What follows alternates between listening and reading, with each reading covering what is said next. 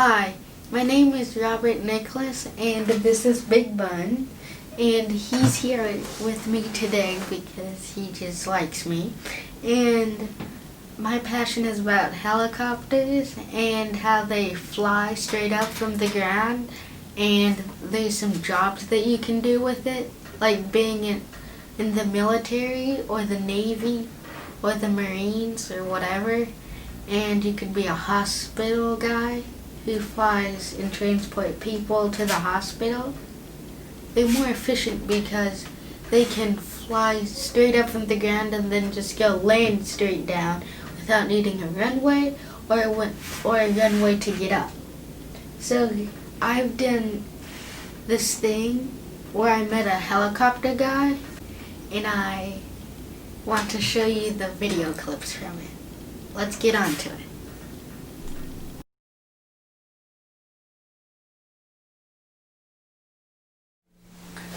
Mr. Jeff, how long have you been flying helicopters? Let's see, what year is it again? 2019. That's right. Okay, so this will be 7 years. I started flying helicopters 7 years ago, airplanes about 11 years ago. And people ask me all the time, which would you choose? And I tell them that I would choose helicopters instantly if I had to make a choice between the two. And the reason for that is they're just so much fun. They're very versatile and flexible aircraft. You can land anywhere. You can take off straight up. You can do all kinds of great stuff with helicopters that you can't do in airplanes. So that's why I would choose those. Mr. Jeff? Yes. What are the basic controls of a helicopter? Oh, all right, great question. So there are four, actually. So let's start with, we'll start with the stick, or as we call it, the cyclic. So the cyclic controls a helicopter going forward, back, left, and right. Okay? Then we've got the collective. And the collective is down here in the middle. Let me try to get it where you can see it. And it goes up and down like that. And that's what makes the helicopter, you kind of think of it like an elevator. That's what makes the helicopter go up and down. All right? Then we've got the pedals.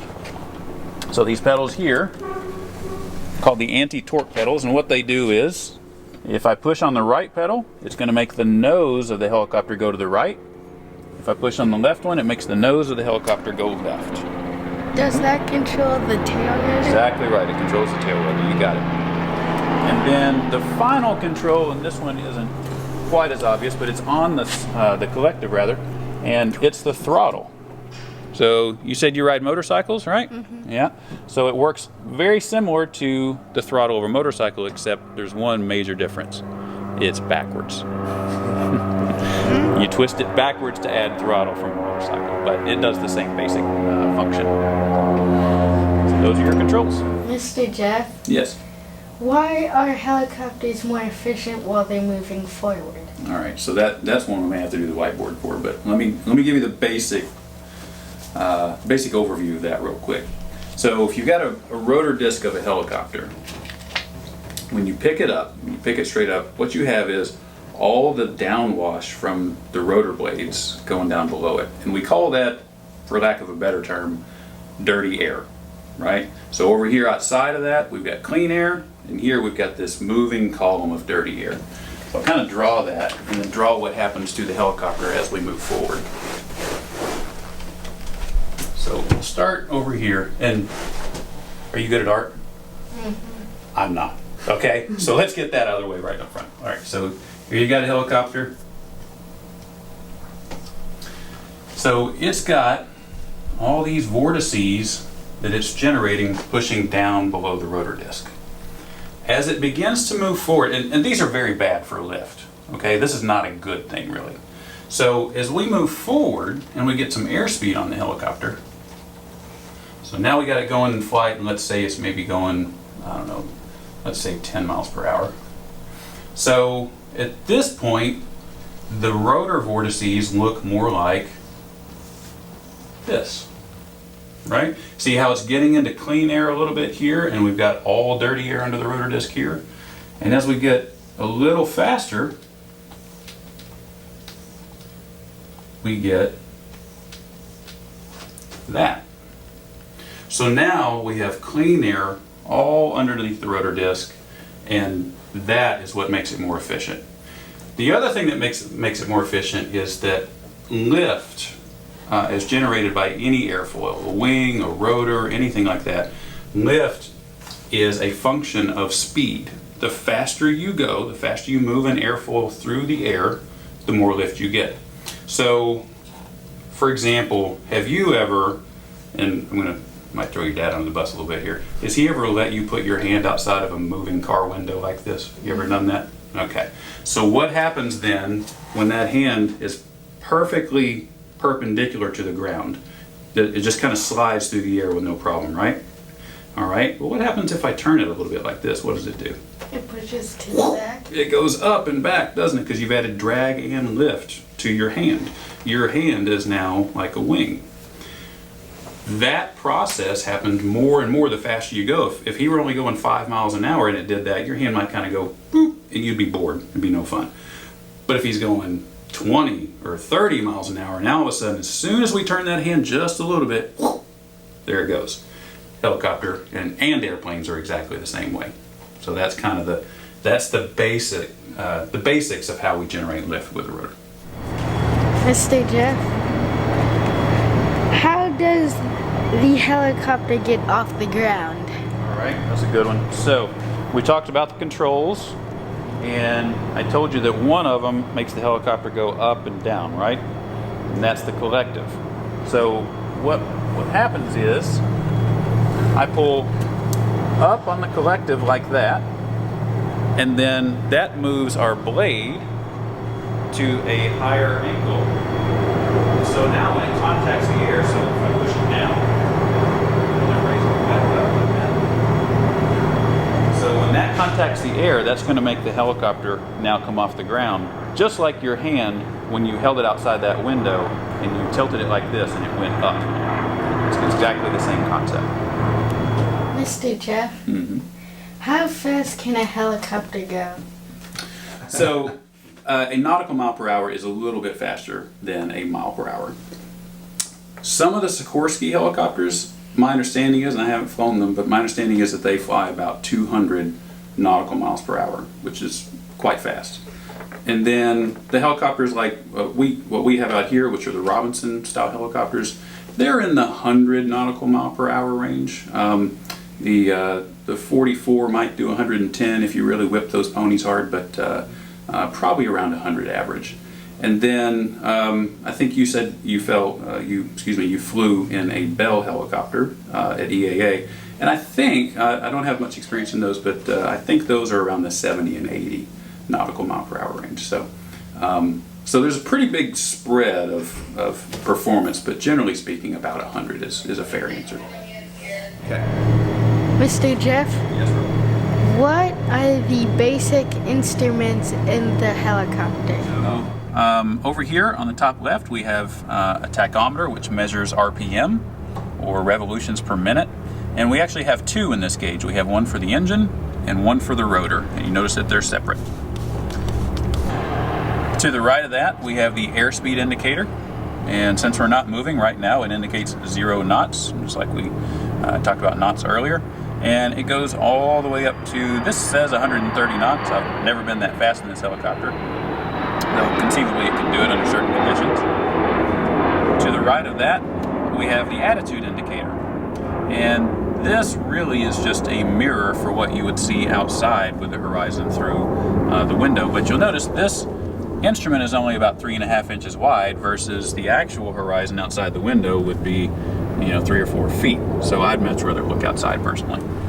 Here we have our altimeter to the right of that.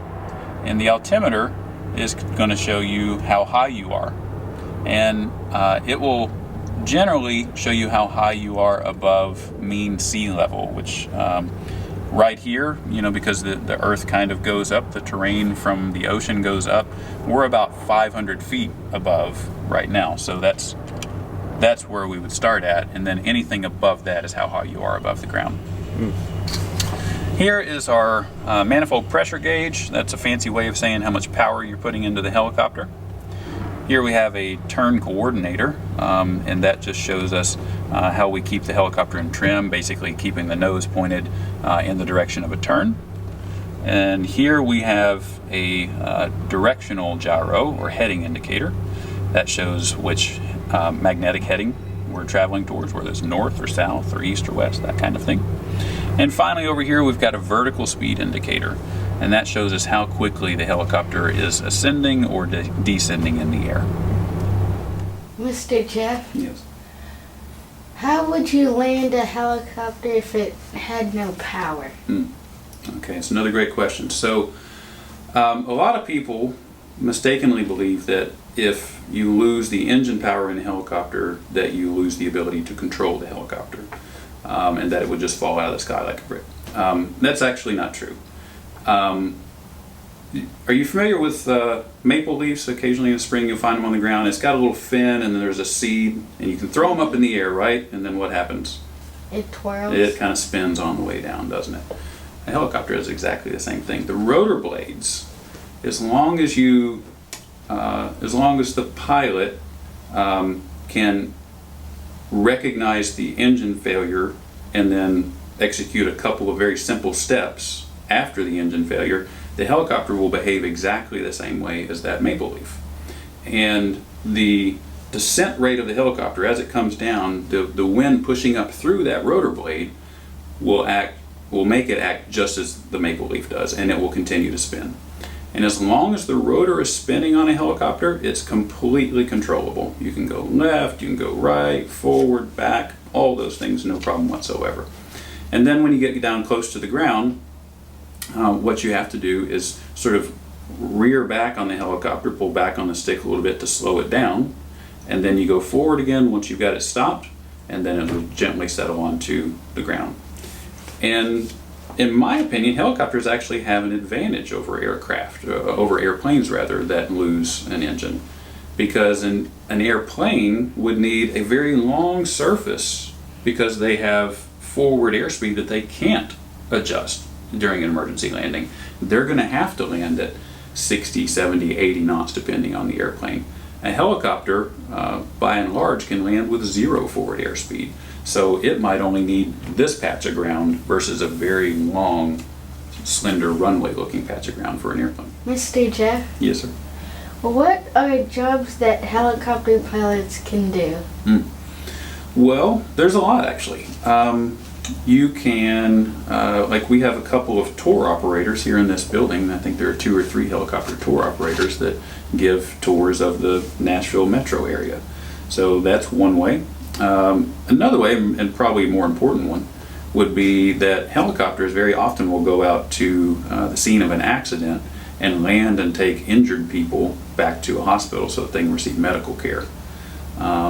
Helicopters perform rescue missions. You might have seen that there's been skiing accidents and things like that where a helicopter landed on a mountainside or maybe a glacier somewhere and picked up people who were either lost or injured and brought them back to civilization.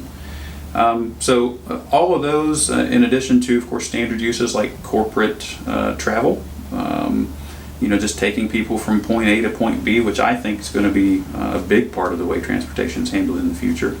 All of those are good potential vocations for a helicopter pilot.